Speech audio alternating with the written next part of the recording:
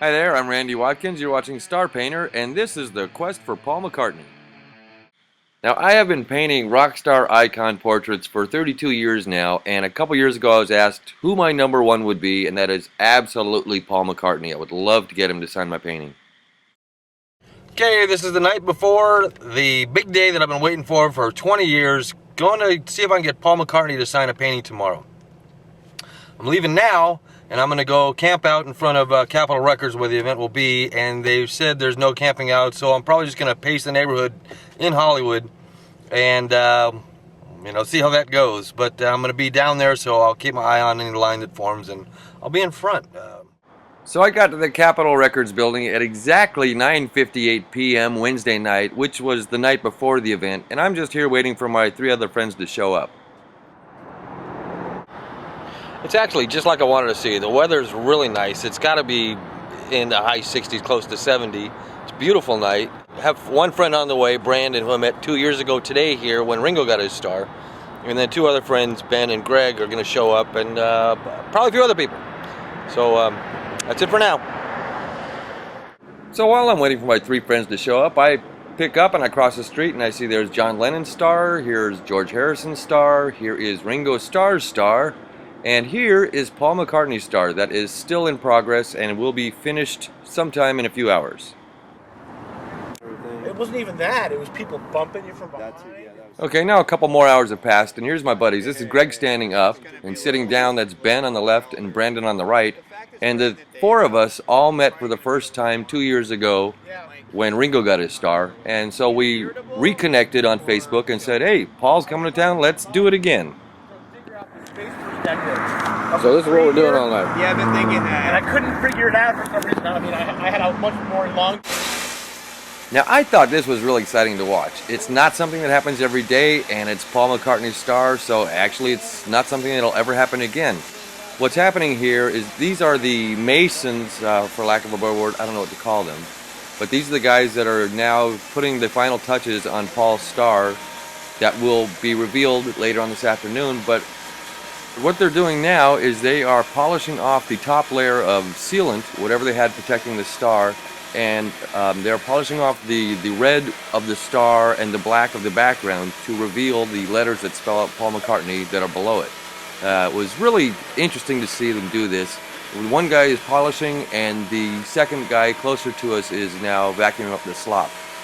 And together, and if they're gonna, a few hours from now, they're gonna come by and burnish it all, and it's just gonna pop. It looks gorgeous when it's done. Now, my friends and I are the first 4 in line, and even though this just looks like a gathering of people, in a few minutes we will all organize and get in a nice orderly line. And this is now the second time that security has moved our line and pushed us down the block, and in a little while we're going to be moved even farther, but that's okay. We have there's more fun coming. Now, there's something happening over there across the street that's brewing that's not really part of our plan. This is a second group of people that think they're going to storm our line and cut in and be first when, you know, the first, second, third, fourth, and on down the line, we've all gathered and maintained that order. Well, these people across the street came real late, and they aren't paying attention to our line, and so their plan is to just run over and get our spot. And security knows about the brewing battle, and they said it's under control and they will handle it. So we trust them, and we'll see what happens. There's 2 rails. At this point, it just looks like it was going to be the Hatfields and the McCoys, but we put our trust in security, and they delivered as promised, and they got us into the event, and they got us into the event first, and we got our spot, and it just turned out to be a good gathering. Those people eventually filled in behind us, and we got our best spot. We got the best spot on the rail, and are hoping for the best turnout, and hope Paul signs my painting. I was explaining to my friends the day before that the best way to ensure to get done what we are there to get done is to be first in line so we can grab our best possible spot, and that has all played out exactly according to plan. I am right at the rail, and I am, when the camera swings around here, you'll see that I am right at the stage, 15 feet from the stage, and this is the best possible chance I will have to get Paul to grab my painting for him to sign it. Good call. I just remember from the traveling area. Now in the crowd, I spotted Herbie Hancock, Jeff Lynne, Elvis Costello, Don Was, Neil Young, and Joe Walsh. And I'm sure there were some others in there that I didn't recognize. But to tell you the truth, we were all there to see Paul McCartney, and we were all ready for his arrival. What an entrance. And here comes Paul now.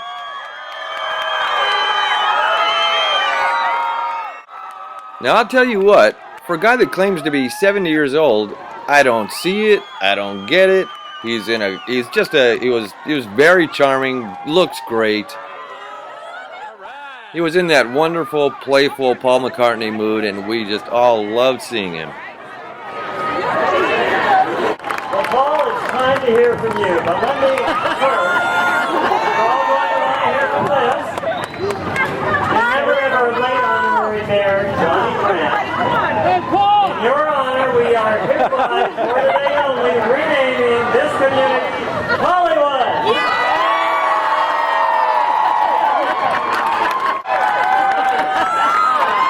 Hey, everyone, how you doing? Thanks for coming. Thank you, council members. I thought they were great.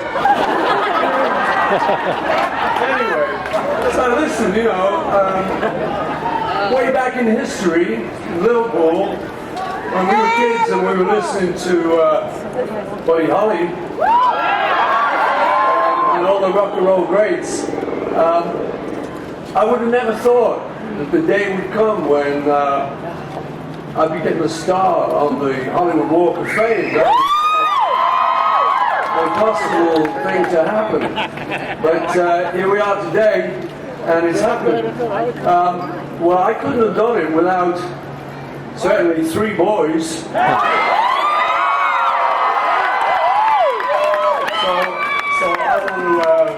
want to say thanks to those guys, John, George, and Ringo.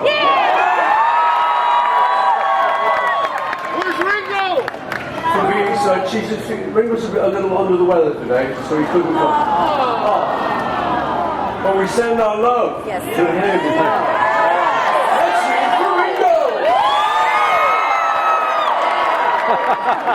But, so I couldn't have done it without them. And so I want to thank those guys and bless them for being in my life. I also want to thank my family, without whom I couldn't have done it. I have two family members here today.